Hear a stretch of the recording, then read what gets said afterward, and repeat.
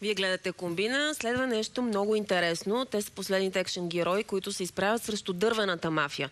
На фона на случаите на жестоко и незаконно изсичане на гори в България, 3 мъже разказват без задръжки за предлаганите им подкупи, за политическия натиск, за заплахите и за личните жертви, които правят. В късия си разказ Мария Йотова ще ни срещне с 3 мъже, които в Сливен са известни като бързи и яростни. Защо? Така ги наричат. Те са горски инспектори. Работата им е такава, че се занимават с браконьери, занимават се с незаконно строителство, занимават се с...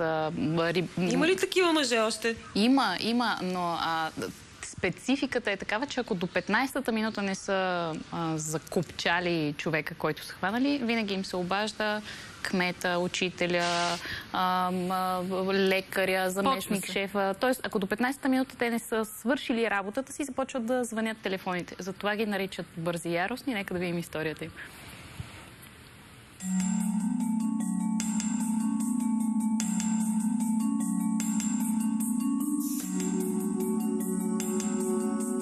Това е личният ми автомобил.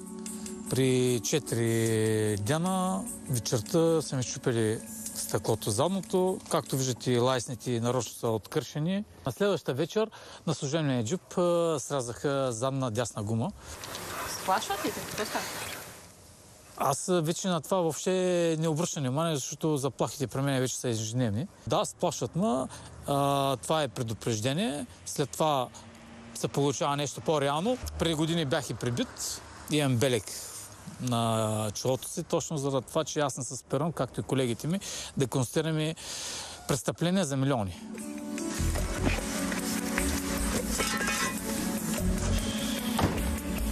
Няма да забравя август месец на 2002 година. Бях прибит като куче. 27 часа бях в кома, счупен нос, фрактура на черепа. 2009 година, април месец, в една нощ, около 3 часа сутринта, ми запалиха джипа и колата с Молотов и до сега няма открит нарушител за това нещо. Участвахме в преследване на нарушители. Бяхме пуснали светлинен режим, звуков режим специален, но въпреки това нарушителите не се починиха да спрат. В резултат с голяма скорост движение, те нарочно ни удариха и не се обърнаха по талан. Крайна сметка лежах в Пирогов, 2 месеца бях болнични, колегата пострада по-тежко. В Пирогов ми констатираха счупване на преша на гърба с комоциум. 1 година отново в болнични. Началниците тогава, когато дойдоха вместо да ни защитат, а ни пратиха да свършим работа, ни казаха: много филми гледате. При една акция в един от нашите хубави градове на България разпознах едно лице, което не трябваше да разпознавам, и няколко седмици след това бях освободен от спецзвеното. Заплахи, уволнения, побоища? Уволняван съм няколко пъти. 3 или 4, не за да ги знам вече колко са. Заплахи има не само към мен, а и към семейството ми. Обикновено чуваме, че ще случи нещо с нас. Принципно с колегите не се страхуваме толкова за себе си, колкото за семейството си. Какво ти казват? Че ще изчезна, ще нахрана рибите, ще ме влачат на теглична кола, багажник ще ме словат. Това не ме притеснява. Последното, което ми бяха казали преди години, там бях констатирал незаконни строежи, там са също милиони. Казаха, че ако не се спра, понеже вижда, че съм чешит, ще посегнат на семейство. Семейството ми беше 5 години в Испания.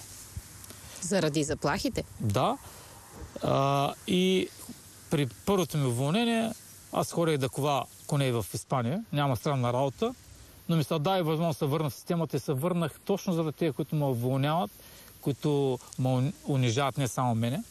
Да им покажа, че не са слънцето и може съм здрънци, може съм пионка, може съм много малък, но аз съм човека, който ще му бива в обувката.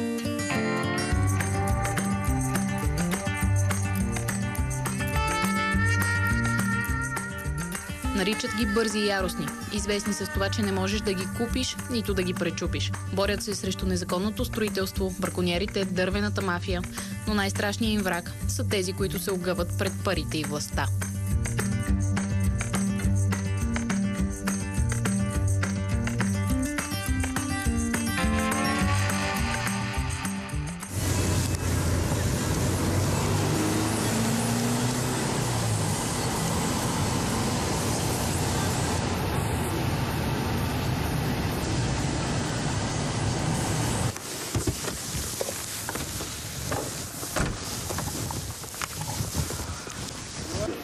Отпред.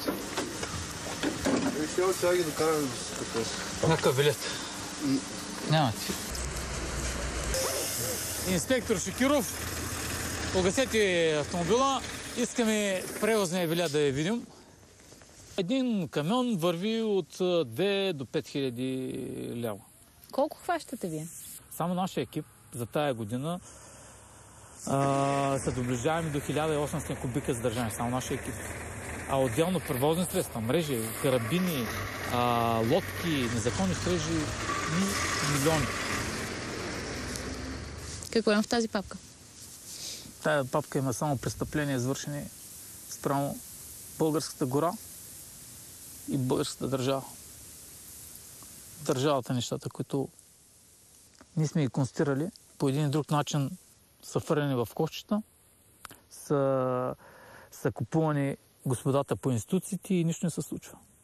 И това ме боли, че на обикновения човек за 2 кубика има осъдителни присъди, а за това, което е зад мене, такива хора дори не влизат в съдебна зала. По веригата се прекъсва и всичко приключва. Мафията е голяма в нашия сектор. Значи ловци, риболовци, дървената мафия. Най-страшно е, когато отиваш да задържиш браконьер вечерта в 12-2 вечерта, защото в тъмни условия не го знаеш на колко мастики, не го знаеш на колко магистрали и праскат и ни съчми си до там.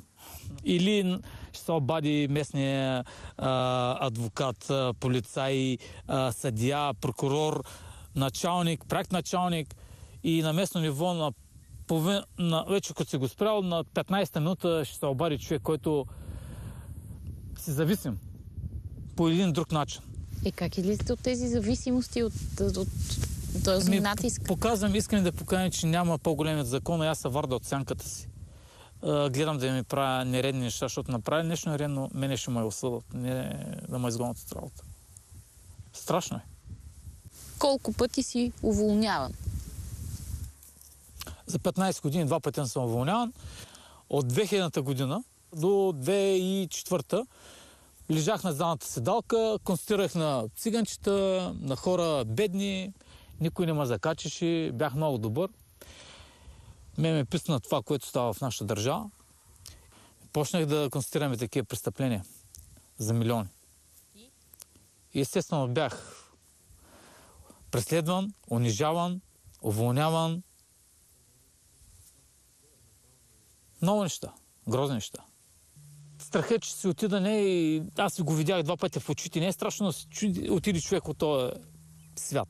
Страшно е да стоиш, да гледаш и да бъдеш или мишка, мижитурка и да изпълняваш антизаповеди, които са макарали. Пращат те някъде да свършиш, да убиеш някой фирма за сметка на друга. Казваш да ни унижават. Кога си бил унизен за последно?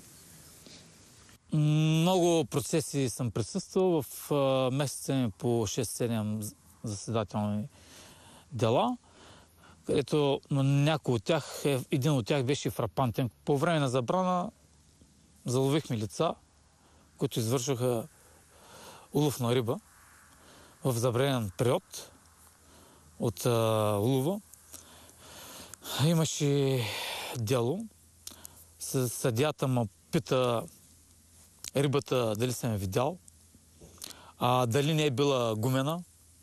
Същата му казах, няма къде да бъде гумена, понеже я виждам от 50 санта и виждам, че мърда. Нали? Той ми каза, да, тя може да има батерии и затова да мърда. Ако това не е унижение и това не знам как да го определя, аз се чувствам просто унизен и ще се чувствам, че се подиграват дори с мене в съда.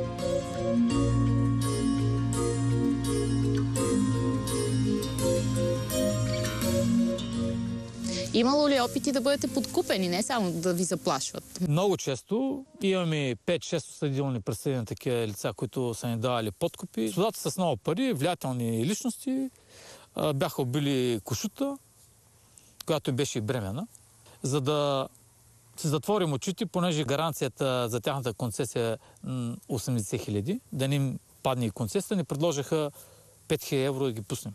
След половин час от нашето задържане дойде едно лице, сложи 5000 евро в служебната ни кола. Ние заключихме вратите и се обарях тогава вече, за трети път се обарях на 112, където там дословно се записва разговора. Тяхна защитна версия беше, че тези пари са били за откуп, а не са били за подкуп. Че вие сте ги отвлекли? Да, че ги отвличаме и те затова са донесли те 5000 евро. Защото ще ги отвличаме и сме били от наглети, били сме от Опола, понеже с черна униформа, в късно вечерта, насочили сме оръжие в главите, което не е вярно. Такива неща. Грозни работи и в един момент някой път си викам дали заслужава да се боря с всички и срещу всички.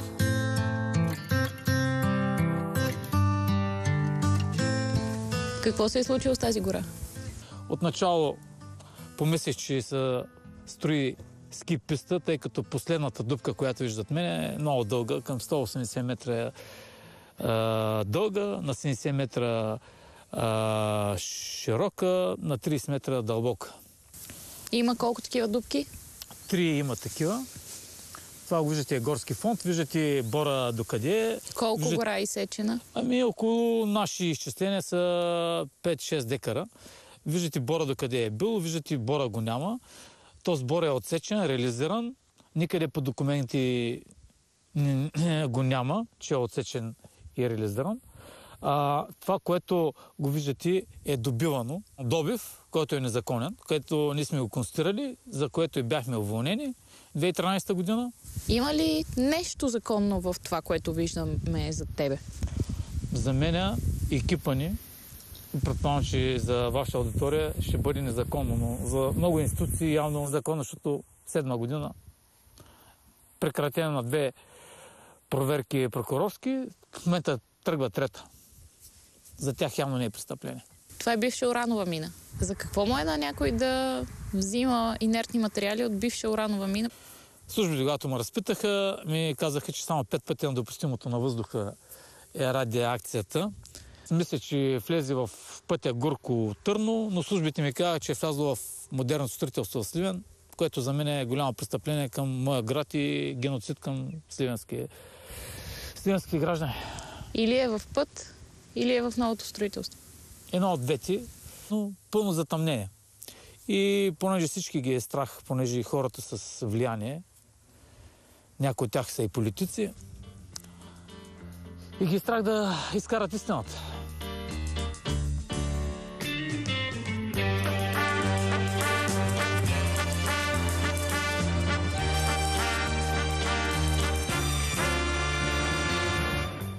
Той, което не дава възможност закона да правим, ние го правим. А те искат закона да не ги застига и да бъдат над закон. Някъде да бъдем права държава, ако има такива хора и им простяваме. И им даваме да бъдат над закон. Душевно така чувствам нещата, че искам да помогна държавата ми да се живее нормално. Прави го за децата си. Това е истината. Аз имам надежда, че други ще последват нашия пример. Усещам някакви такива наченки, където много хора адмирират нашата дейност и искат да бъдат като нас. Ще продължаваме да даваме пример, се надяваме да намерим последователи. Знам, че е трудно, но смятам, че във времето нещата ще се случат. Правим го, защото да се вижда първо, че в нашата работа има хора, които за тази мижава заплата могат да изпълняват съвестно задълженията, които да не са отцапани, няма да се отцапаме. Колко ви е заплатата? Заплатата ни е 600 лева щат. 460-70 лева чисти. Чисто 460 Да. лева. И за 460 лева си причинявате всичко това. Да, аз ви казах кое ни крепи. Това е което ни повдига адреналина и ни кара винаги да сме на щрек, на крак, винаги да си изпълняваме задачите така бързо и така яростно.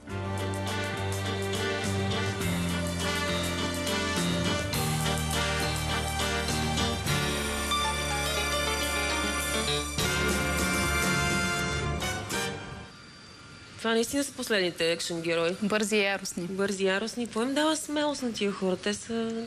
Те го казаха, искат да направят това място по-добро за живеене, така виждат тяхната роля. Искат децата им да живеят на по-хубаво място. Искат да бъдат за пример на децата, на близките си, на приятелите си. Тези, които ги харесват, ги наричат бързи и яростни. Но има и такива, които не ги харесват, стана дума за тях, те пък ги наричат Феса и Геура. Тоест, ако от едната страна имаме едни хора, които ги подкрепят страхотно, ако отворите с Фейсбук страниците на тези трима мъже, те са като някакви рок-звезди на горските инспектори. Хората им благодарят за приятелството, сега искат да събират пари за щупената кола на Шакиров. Страхотна подкрепа получават и тя може би до някъде компенсира всички заплахи, уволнения, мачкане, унижения. Слава Богу, че е така, защото иначе е много отчаящо. Защото те са трима души срещу едни хора с много сериозни интереси, много пари и замесена политика, Милиони, които смятат, че са повече от природата. А ние сме по-малки и това... Повече от природата, повече от закона, повече от всички. Добре, благодарим ти много за този интересен разказ. Вие да останете с нас, защото следва рубриката на Миролюба Бенатова и централният ни гост Татяна Лолова. До края на комбина остава да видите. Миролюба Бенатова представя един българин в НАСА. Как се прави уред за кацане на Марс и може ли да се засенчи Слънцето? Царицата на смеха Татяна Лолова.